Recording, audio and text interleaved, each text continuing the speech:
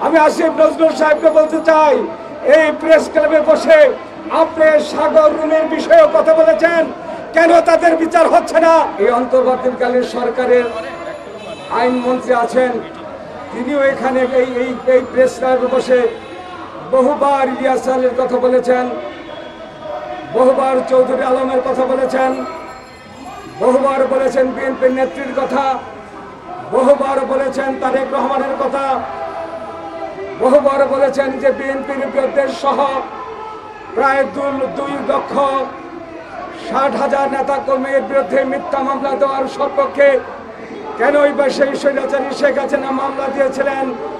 এই আজকের মন্ত্রিসভার উপদেষ্টা মণ্ডলীর আসিফ নজরুল সাহেব অনেক সুন্দর সুন্দর বক্তব্য রেখেছিলেন। আমরা সম্মানিত ছিলাম।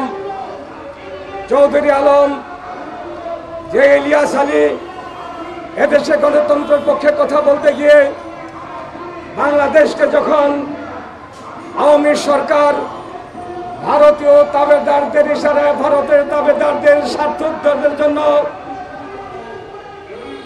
আমাদের নেতাকর্মীকে গুম খুন করেছেন, যেভাবে ফারাক্কা বাদ দিয়ে বাংলাদেশের পশ্চিমাঞ্চলকে মরুভূমিতে পরিণত করেছিলেন, ঠিক সেইভাবে আবার টিপাই মুখ বাদ দিয়ে বাংলাদেশের পূর্বাঞ্চলকে মরুভূমিতে পরিণত করার পায়তারা করছিলেন। ঠিক ওই মুহূর্তে ইলিয়াস আলী ওই টিপাই মুখ বাদের বিরুদ্ধে কথা বলতে গিয়ে ভারতের পূর্ব একটি অংশ এবং বাংলাদেশকে ঐক্যবদ্ধ করেছিলেন। ঠিক তারই কারণে এবং গণতন্ত্রের সপক্ষের নেতা হিসেবে তাকে আমাদের ইলিয়াস আলীকে গুম করেছেন। সমস্ত কিছুই কিন্তু আজকে আমাদের আসিফ নজরুল সাহেব জানেন। আমি আসিফ নজরুল সাহেবকে বলতে চাই, এই প্রেস ক্লাবে বসে আপনি সাগর রুমের বিষয়ে কথা বলেছেন, কেন তাদের বিচার হচ্ছে না? কেন তাদেরকে বিচারের মুখোমুখি করা হচ্ছে না? কারণ চৌধুরী আলমদের বিচারের মুখোমুখি করা হচ্ছে না? কেন ইলিয়াস আলীদের বিচারের মুখোমুখি করা হচ্ছে না? আপনি আইন উপদেষ্টা, আপনাদের কাছ থেকে এটাই চেয়েছিলাম। আপনাদের কাছে শুধু আমরা নির্বাচনের দাবি করছি এমন নয়, নির্বাচনের দাবি একটি ন্যায়সঙ্গত দাবি। কারণ আপনারা বলেছেন, আপনারা তত্ত্বাবধায়ক সরকারের ব্যাপারে অনেক কথা বলেছেন।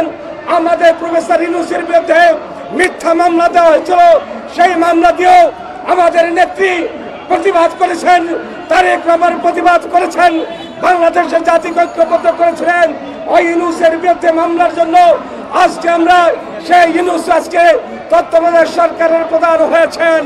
আমাদের দাবি দেওয়ার কথা ছিল না, আমাদের উদ্দেশ্য আমরা ভেবেছিলাম প্রফেসর ইউনূস একজন সজ্জন ব্যক্তি, তিনি ক্ষমতায় গেলেন, তার তত্ত্বাবধায়কের মধ্য দিয়ে 3 মাসের মধ্যে গুম হওয়ার ইলিয়াস আলীর বিচার হওয়ার কথা ছিল। 3 মাসের মধ্যে আমাদের অন্যান্য নেতা কর্মীদের বিরুদ্ধে যে মামলাগুলো দেওয়া হয়েছিল, সমস্ত কিছু মামলাগুলোকে আদালতের মধ্য দিয়ে নিষ্পত্তি করা হবে।